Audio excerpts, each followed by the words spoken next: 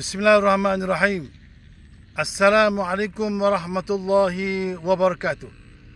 Muslimin, muslimat, sahabat-sahabat, mudah-mudahan anda dan keluarga anda sejahtera, bahagia dan dilimpahkan rezeki oleh Allah Subhanahu wa taala dan ceria selalu insya-Allah.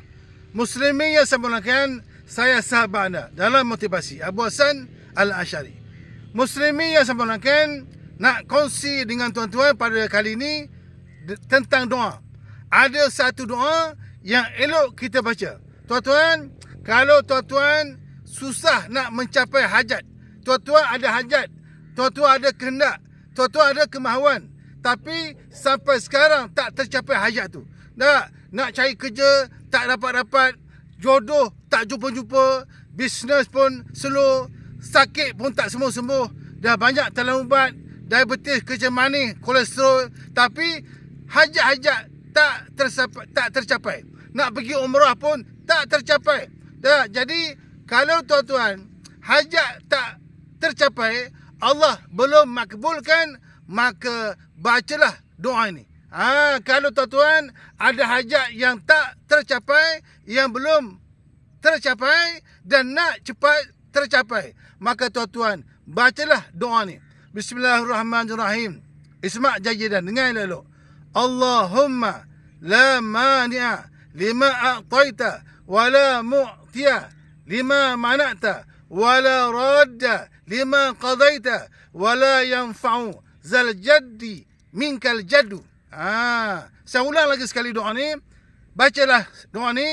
Allahumma la mani'a lima a'taita wa la mu'tiya lima mana'ta wa la radda lima qadaita wa la yanfa'u zal jaddi minkal jaddu. Maksudnya, apakah maksud doa ni? Allahumma la mani'a lima a'taita. Ya Allah, tidak ada orang yang boleh menghalang apa yang kau nak bagi.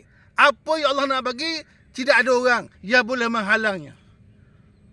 Allahumma la mani'a lima a'taita wa la mu'tiya lima mana'ta.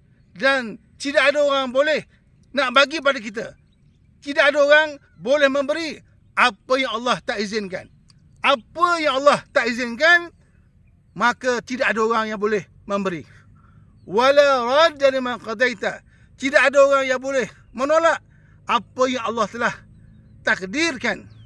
Wala yanfa'u zal jaddi minkal jaddu. Maksudnya, tidak ada manfaat harta benda, pangkat, kebesaran, kekayaan, kecuali benda itu membawa kepada Allah. Maksudnya, kalau ada harta benda, kekayaan, tapi tak membawa kepada taat kepada Allah, maka itu tidak bermanfaat. Muslimin yang saya muliakan, doa ini berdasarkan hadis riwayat Bukhari dan Muslim daripada Mughirah bin Syu'bah. Selamat beramal. Saya ulang lagi sekali doa tadi. Allahumma la mani'a lima a'taita wa la mu'tiya lima mana'ta wa la radda lima qadaita. Yang bermaksud, ya Allah, tidak ada orang yang boleh memberi apa yang kamu halang. Tidak ada orang yang boleh menghalang apa yang kamu nak beri. Dan tidak ada yang boleh menolak apa yang kamu takdirkan. So, selamat beramal.